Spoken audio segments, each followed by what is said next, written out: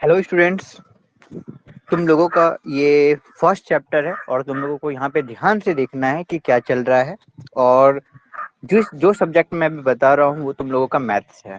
तो इसमें class third या क्लास फोर्थ या क्लास फिफ्थ जिस भी क्लास के बच्चे बैठे हुए हैं उन सभी को यहाँ पे सुनना है क्या हो रहा है, क्या बताया जा रहा है, किस तरीके से बता रहे हैं।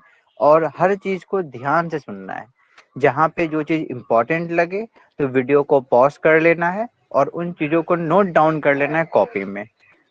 इसके बाद जो भी अभी तुम लोगों को बताया जा रहा है कुछ देर बाद इसका जो पीडीएफ होगा, जो नोट्स वगैरह होगा, मैं भेज दूंगा उन लोगों को। उसको तुम लोगों को उतार लेना है।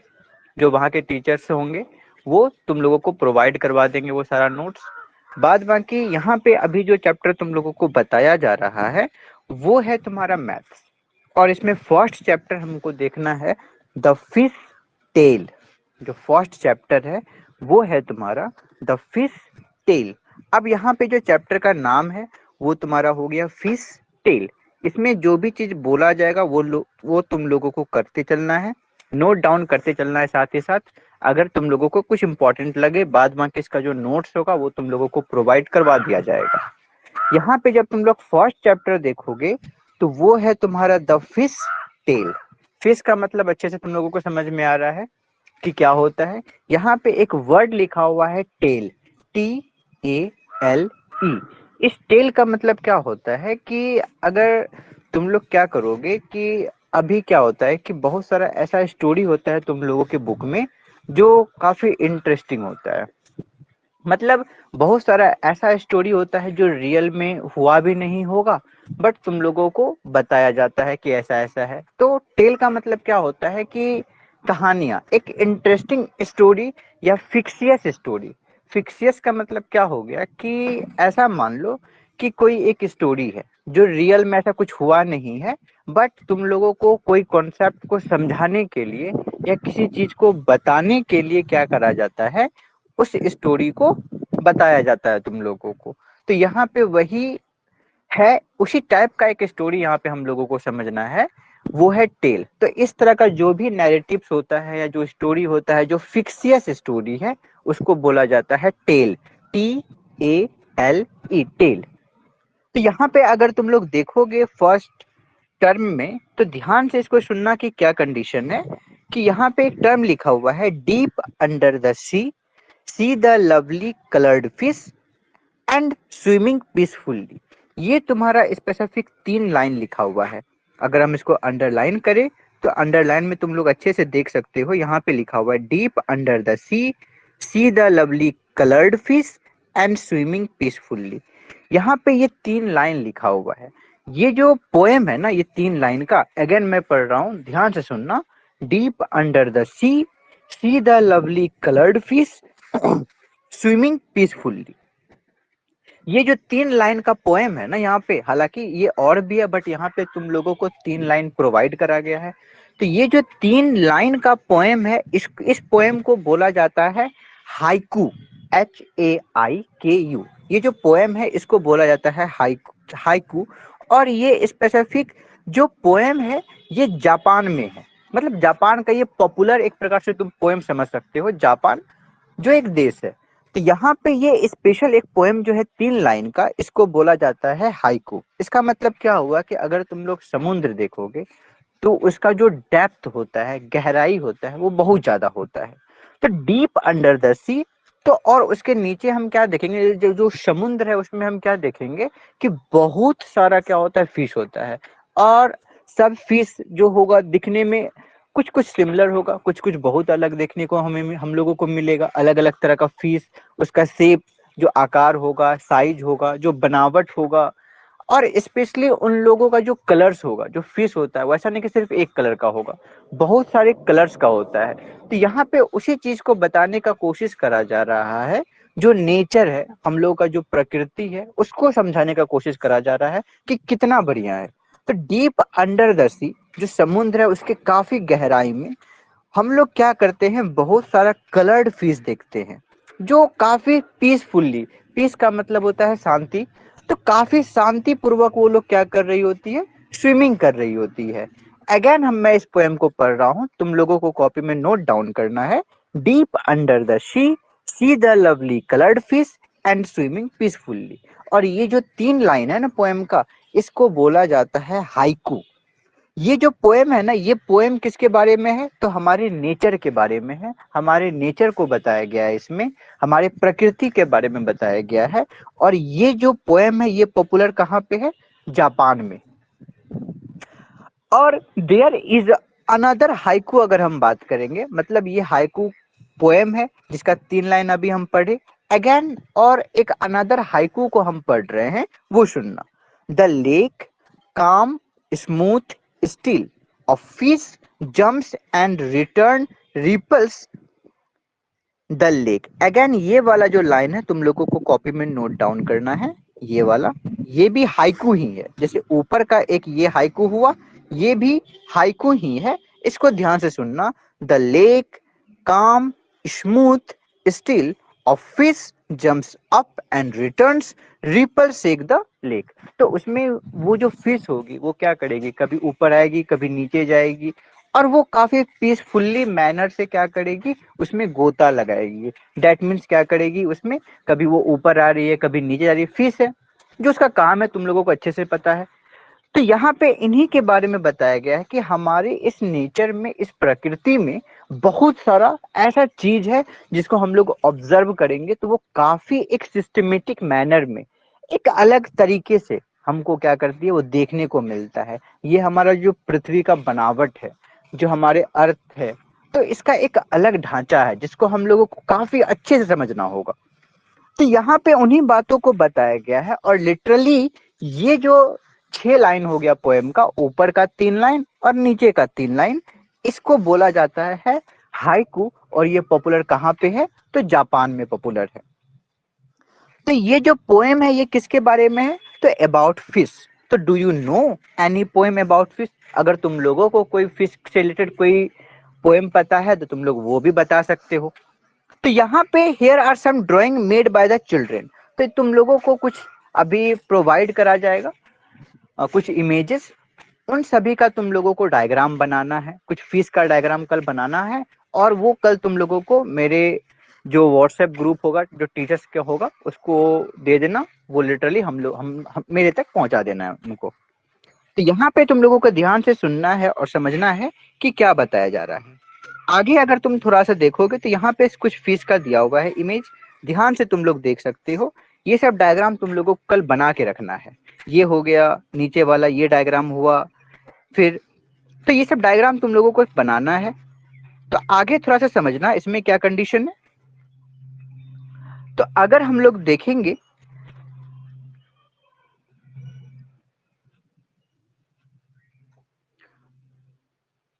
अब देखो यहाँ पे, तो अगर हम देखेंगे यहाँ पे तो बहुत सारा हम लोग फिश का ड्राइंग बना सकते हैं।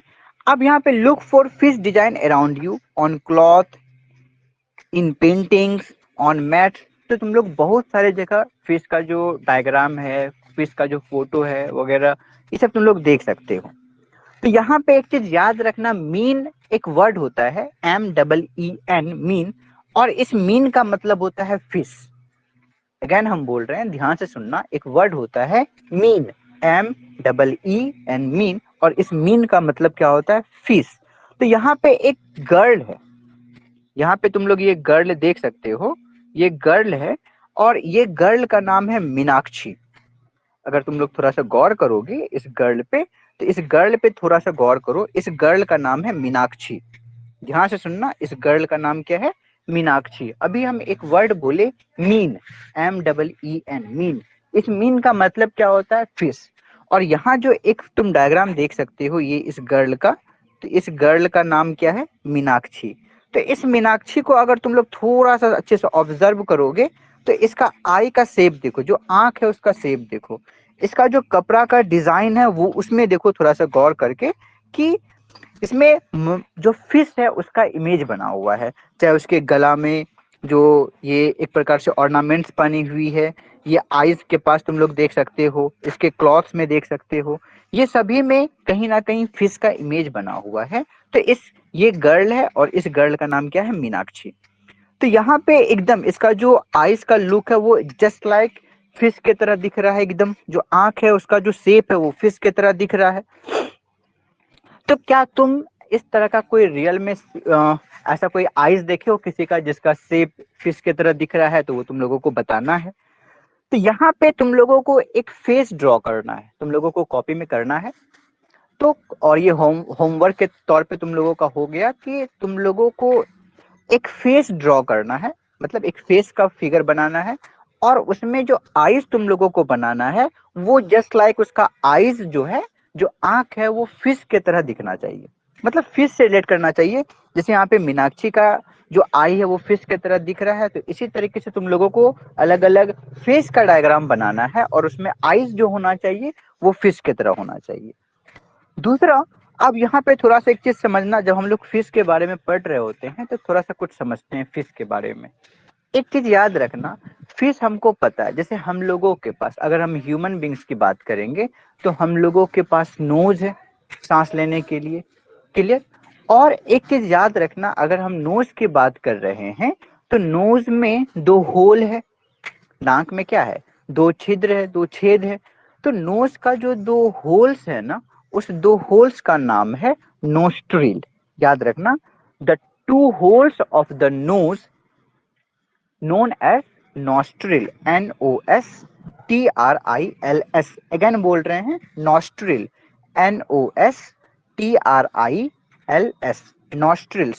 तो जो नोज का दो होल है ना उसको नोस्ट्रिल बोलते हैं। तो हम लोग जो हम लोग जो सांस ले रहे हैं तो ये with the help of nose, और नोज का जो दो होल्स है उसे क्या बोलते हैं, नॉस्ट्रिल्स बोला जाता है। उसी प्रकार से, और हम लोगों, जब हम लोग ब्रीथिंग लेते हैं, जैसे सांस ले रहे हैं सांस छोड़ रहे हैं, इसको बोलते हैं ब्रीदिंग। क्या बोलते हैं, ब्रीदिंग, BREATHING। तो हम लोग जो सांस ले रहे हैं, सांस लेना और सांस छोड़ना, ये जो प्रोसेस है, मतलब इनहेल कर रहे हैं और एक्सहेल कर रहे हैं। इनहेल क्या कर रहे हैं, एक्सहेल क्या कर रहे हैं, तो ऑक्सीजन, ऑक्सीजन को इनहेल करते हैं और जो कार्बन डाइऑक्साइड होता है उसे एक्सहेल करते हैं। तो यहाँ पे एक चीज तुम लोगों को याद रखना है कि हम लोग जो सांस ले रहे हैं सांस छोड़ रहे हैं, सिर्फ इतना ही याद रखना, सांस लेना और सांस छोड़ना। मतलब अगर हम इंग्लिश में बोले तो इनहेल करना और एक्सहेल करना। तो ये जो सांस ले रहे हैं सांस छोड़ रहे हैं इसको बोला जाता है ब्रीदिंग, BREATHING, ब्रीदिंग बोला जाता है इसको। तो ये जो ब्रीदिंग कर रहे हैं तो इसमें हमारे शरीर का कौन सा पार्ट इन्वॉल्व हो रहा है, तो नोज के मदद से तो हम जो एयर होगा, जो ऑक्सीजन होगा उसे लेंगे।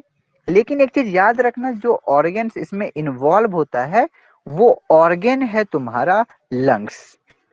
कौन है, तो ब्रीदिंग में कौन इन्वॉल्व होता है, लंग्स। तो हम लोगों के पास क्या है, लंग्स है। क्या है, लंग्स है, फेफड़ा है।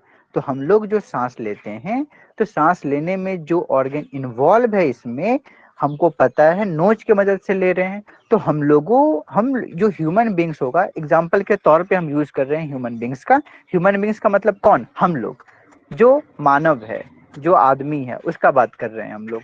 तो यहाँ पे इसमें जो ऑर्गन इन्वॉल्व होगा वो होगा लंग्स।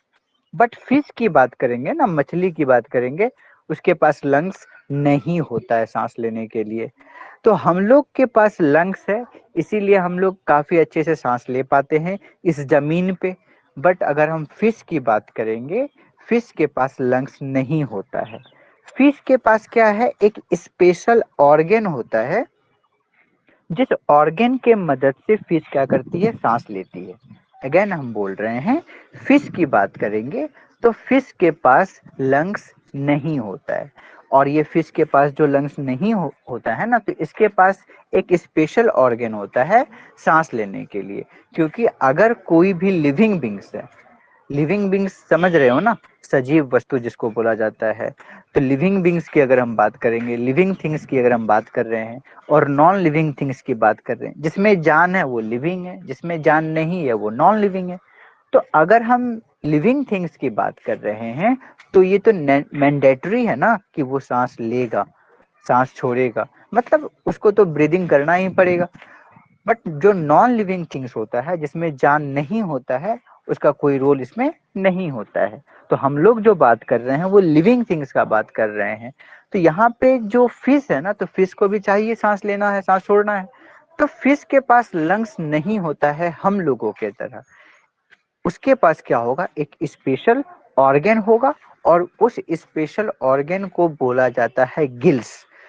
तो fish breathe with the help of a special organ that is known as gills. Gills को हिंदी में बोला जाता है गल्फर। याद रखना, गिल्स को बोला जाता है गल्फर, GILLS। एक बार तुम लोग ये लिख भी लो कि अगर हम फिश की बात करेंगे तो फिश ब्रेथ, BREATH, तो fish breath with the help of a special organ that is known as gills, and the meaning of gills is गल्फर। वो गल्फर होगा, क्योंकि फिश कहाँ रहती है, पानी में रहती है। और उसको अगर हम बाहर निकाल देंगे, लैंड पे रख देंगे, जमीन पे रख देंगे, तो वो छटपटाने लगेगी। क्यों?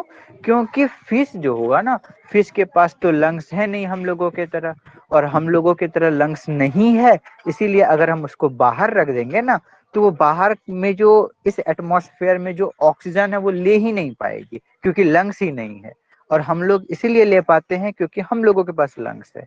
तो वो जो फिश होती है ना, फिश कहाँ रहती है, पानी में रहती है। तो पानी में ऑक्सीजन मिला हुआ है। तुम लोग आगे पढ़ोगे इस वाटर का अगर तुमसे कोई पूछे केमिकल नेम क्या होता है, तो वाटर को तुम H2O बोलोगे। तो ये H2O जो है ना, इसका मतलब ये हुआ, जो पानी है, पानी दो चीज से मिलके बना है, एक तो हाइड्रोजन और एक तो ऑक्सीजन। जो पानी है वो दो चीज से मिलके बना है, एक हाइड्रोजन और एक ऑक्सीजन। तो यहाँ पे हाइड्रोजन और ऑक्सीजन दो एलिमेंट से मिल करके वाटर का निर्माण होता है। और इसका जो फॉर्मूला है पानी का, अगर कोई तुमसे फॉर्मूला पूछे, तो पानी का जो फॉर्मूला है वो है H2O। H2O बोला जाता है। हम लोग जो सांस के तौर पे लेते हैं ना, वो ऑक्सीजन होता है। हम लोग जो छोड़ते हैं ना, मतलब एक्सेल करते हैं ना, वो होता है कार्बन डाइऑक्साइड। हम तुम लोगों को नोट्स भेजेंगे कुछ देर बाद, वो तुम लोगों को नोट डाउन करना है, और फिर हमको भेजना है वो नोट सारा, और तुम लोगों को याद करते चलना है। तो अगर हम फिश को बाहर कर देंगे, तो वो बाहर में छटपटाने लगेगी, क्योंकि वो पानी में जो ऑक्सीजन घुला मिला है ना, वो उसी ऑक्सीजन, उसी पानी वाले ऑक्सीजन से वो क्या करती है, कंज्यूम कर सकती है ऑक्सीजन को। इसके पास ऐसा कोई ऑर्गन नहीं है जिसके मदद से हम उसको बाहर रख देंगे तो बाहर वो सांस लेने लगेगी। ऐसा कुछ नहीं होता है। इसीलिए जो फिश होती है वो सिर्फ और सिर्फ पानी में ही सांस ले सकती है। तो तुम लोगों को इतना याद रखना है, इतना कंप्लीट रखना है, और जितना भी नोट्स प्रोवाइड करा जाएगा वो सारा नोट्स तुमको नोट डाउन करना है। Thank you. कुछ देर बाद तुम लोगों का मैथ्स का भी, मैथ्स तो हो गया है, उसके बाद कुछ देर बाद तुम लोगों का साइंस का जो क्लासेस होगा वो करवाया जाएगा। तुम लोगों को इतना तक कंप्लीट रखना है। जो जितना भी अभी बताया गया है वो तुम लोगों को घर जा करके भी, क्योंकि ये जो होगा, जो डेटा है, मतलब ये जो वीडियोस है वो यूट्यूब पर है, तो सर तुम लोगों को प्रोवाइड कर देंगे।